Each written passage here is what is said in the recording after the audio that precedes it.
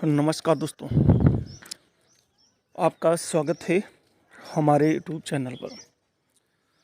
और आज की शिक्षा मित्रों से जुड़ी हुई अपडेट्स, प्रस्ताव की क्या है वास्तव में सच्चाई, क्या कुछ होगा या नहीं होगा, इस बारे में आपको बताने जा रहे हैं। कितना कार्य हो चुका है और कब तक होने की संभावना है पूरा कार्य, क्या आचार संहिता से पहले प्रस्ताव शासन में जा पाएगा या फिर आचार संहिता लग जाएगी और शिक्षा मित्रों का काम नहीं हो पाएगा।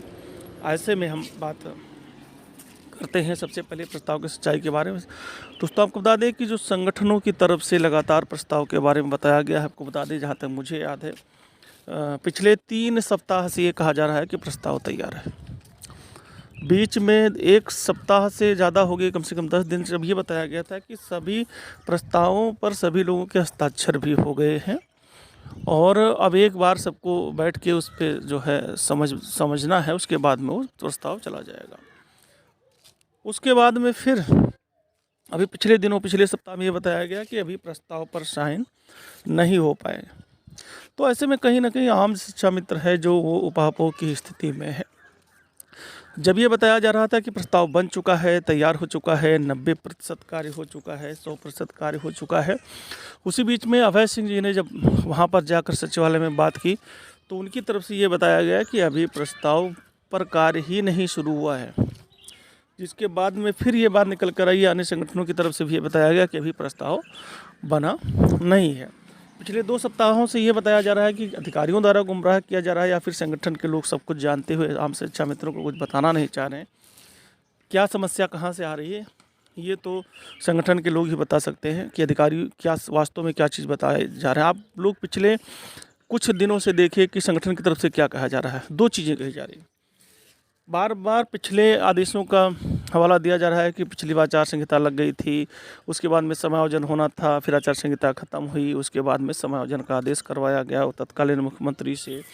ऐसी बातें कही जा रही हैं। इसके अलावा एक बयान और भी आप लोगों ने देखा होगा, एक बयान और आया कि कहा गया कि महानिदेशक महोदय ने कहा है कि क्या अगर कोई घर बन के तैयार हो जाता है, पिलर खड़े हो गए तो कहीं वो गिरा दिया जाता है। यानी जो काम आपका हो रहा है, अगर वो आचार संहिता से पहले नहीं हुआ तो क्या वो नहीं होगा, जो कार्य आगे बढ़ गया है वो होगा ही। कहीं ना कहीं यानी कि अधिकारियों की तरफ से भी ये टाला जा रहा है और एक प्रयास है कि जो है कितना इसको डिले किया जाए। और ज़्यादा डिले होने पर क्या होगा, आचार संहिता लग जाएगी और आचार संहिता लगने का मतलब हो गया 3 से 4 महीने। यानी जब तक केंद्र में नई सरकार नहीं बन सकती तब तक कुछ नहीं होगा। पिछले दिनों भी कल संगठन के लोगों के द्वारा बताया गया कि आचार संहिता से कुछ नहीं होगा। बिल्कुल होगा। आचार संहिता लगने के बाद में मानदेय वृद्धि जैसी कोई घोषणा सरकार कर ही नहीं सकती। कोई भी लोक लुभावन घोषणा नहीं कर सकती जिससे किसी को व्यक्तिगत लाभ हो, जिससे वोट पर फर्क पड़े। तो आचार संहिता लगने के बाद में कोई भी ऐसी कार्रवाई नहीं की जा सकती। वो सामान्य आदेश नहीं है। अगर मानदेय बढ़ोतरी की बात आती है तो मानदेय बढ़ोतरी आचार संहिता लगने के बाद में नहीं की जा सकती जब तक कि आचार संहिता समाप्त नहीं हो जाएगी। और आचार संहिता समाप्त होगी मई महीने के अंत में। तो ऐसे में फिर मई तक का इंतजार करना पड़ेगा। अब 9 तारीख दी गई है अधिकारियों द्वारा। 9 को जानबूझकर दिया गया, क्या कुछ किया गया। 9 को छुट्टी रहेगी, कोई अधिकारी नहीं मिलेगा, फिर उसकी डेट बढ़ेगी, अब देखना है। और 15 तक हर हाल में चुनाव आचार संहिता लग जानी है। ऐसे में संगठनों को सोचना है कि कैसे क्या करना है।